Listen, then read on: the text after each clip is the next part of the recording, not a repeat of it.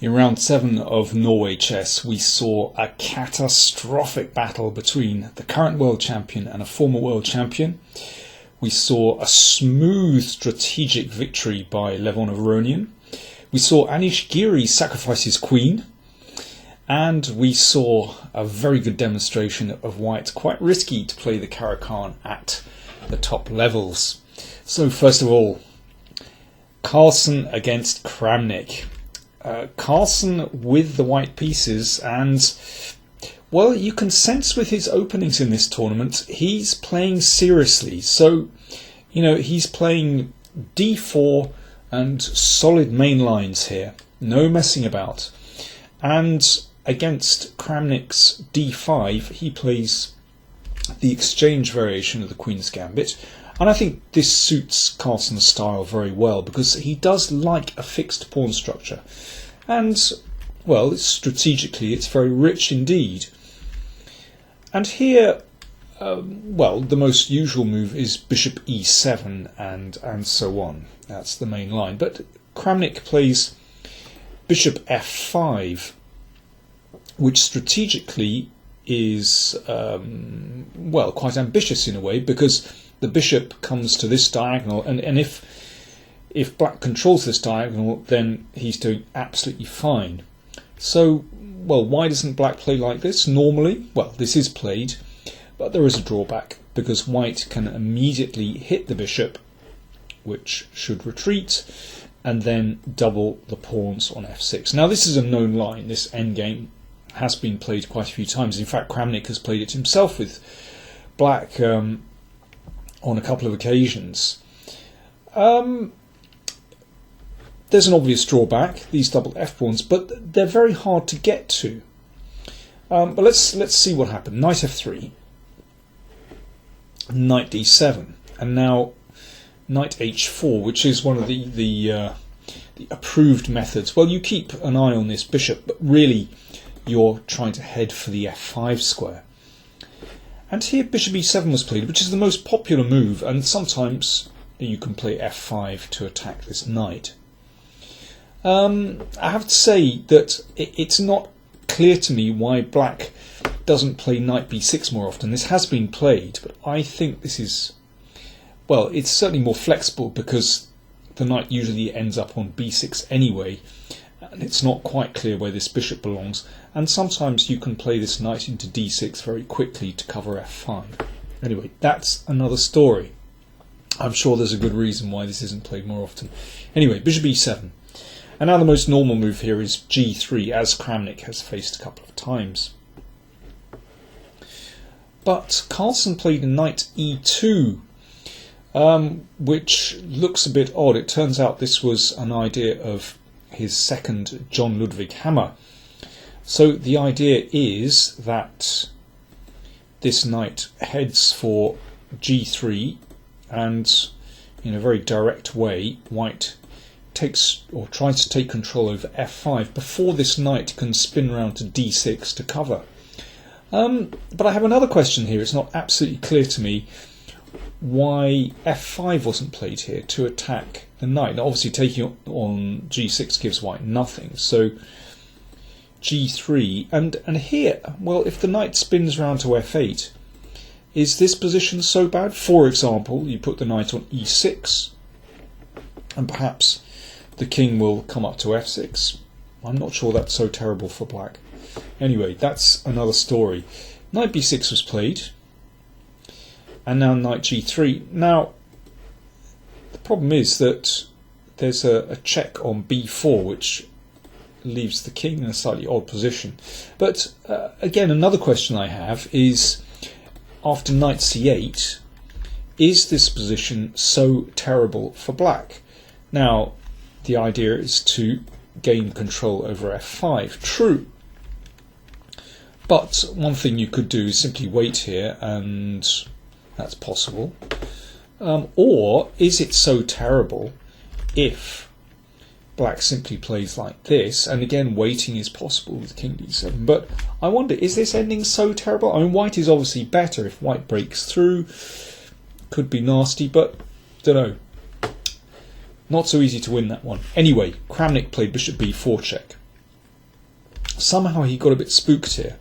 Again, you can still play knight c8, but he played knight a4, which is an ambitious move because, well, if b3, then the knight hops in, and this causes white all kinds of problems actually.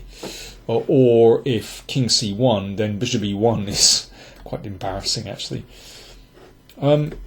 But Carlsen just played the knight into f5, and Kramnik had obviously overlooked that after knight takes b2 check,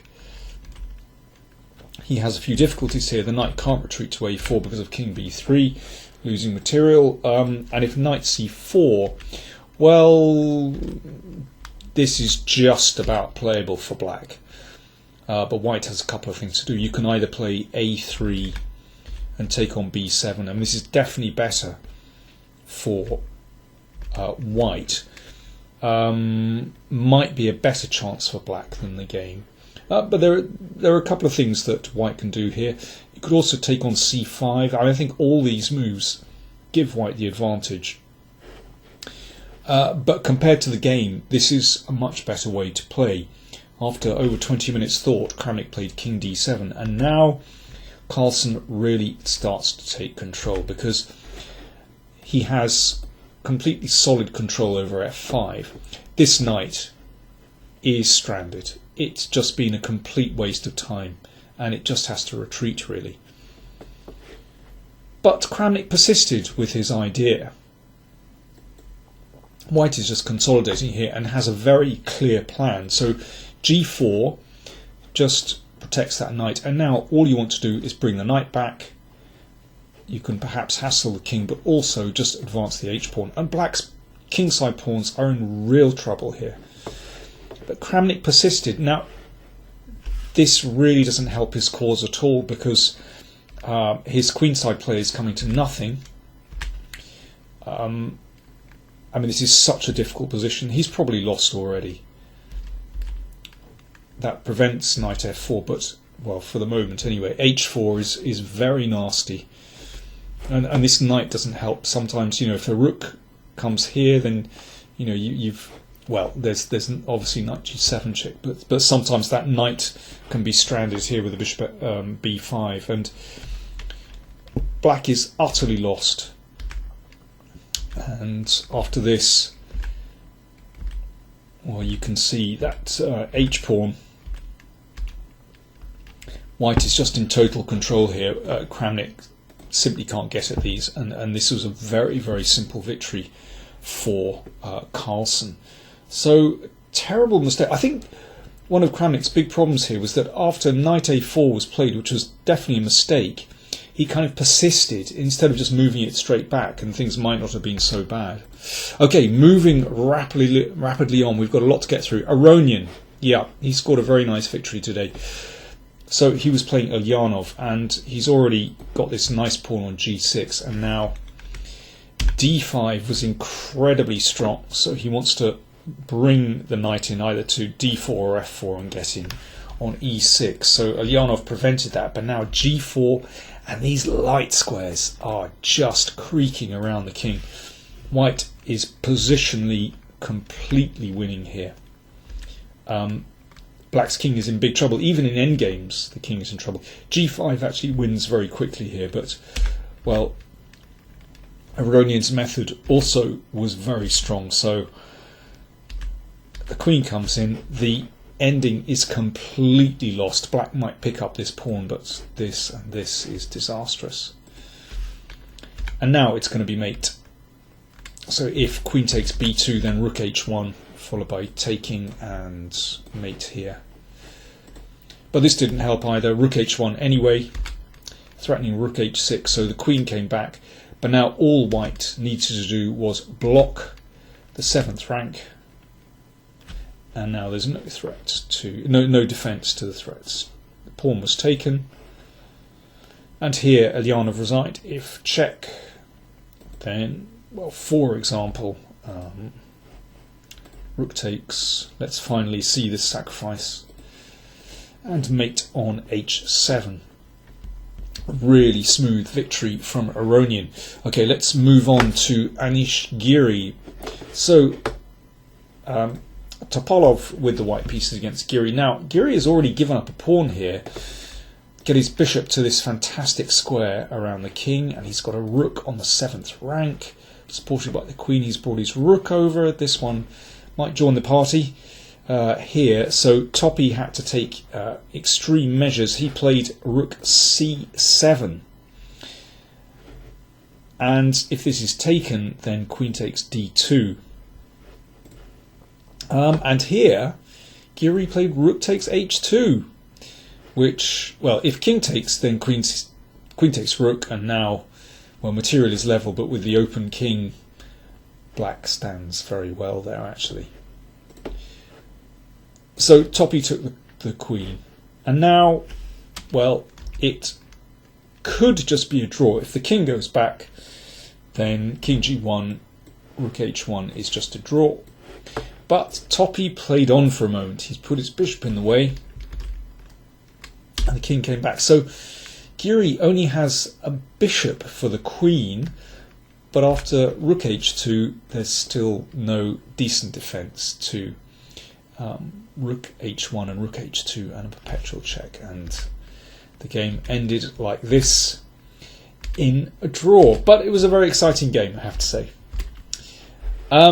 Yes. Let's move on to the Caro-Kann. Now, Niels Grandelius had white against Li Chao, and Li Chao played the Caro-Kann. Now, there's been quite a discussion on my YouTube channel over the past day or so about the merits of the Caro-Kann and the French, and why aren't they seen more often in these elite tournaments. And I was saying, well, you know, these top players don't like to risk giving up so much space. They prefer, for example, after e4 to play e5 solidly and just contest the centre.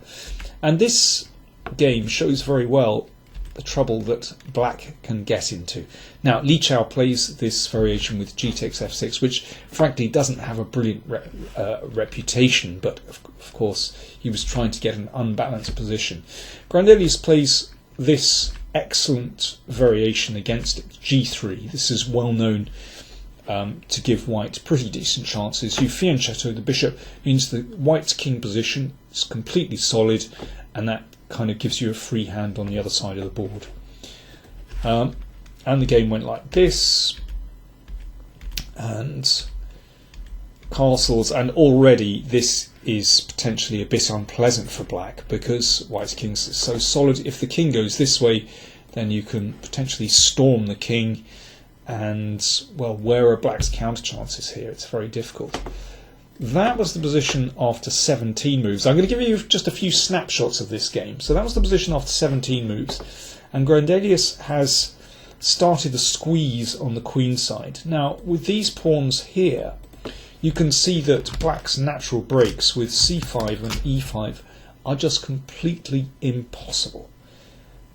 So black is totally passive. Bishop not particularly good here as well. I'm going to leap on about 25 moves to get to this position. You can see the structure is virtually the same. Okay, we've got the advance of these pawns. The knights have been exchanged, and Grandelius is offering an endgame. Black is still completely passive. I think the question is, how exactly is white going to break through? Well, Grandelius has contrived various ideas here. He started a king march. See, white has complete freedom here. So this king is basically heading for b6. Okay, let me leap further on to this position. So the king and the bishop have virtually swapped. Li Chao can't do anything here, so that king is still wanting to head through here. Got to watch out for rook d5 sometimes. And now here Li Chao decided, okay, it's time to exchange queens. Now it's a moot point, but should Grandelius have exchanged here first? It's not clear. That might have been a way to reduce a little bit of black's counterplay.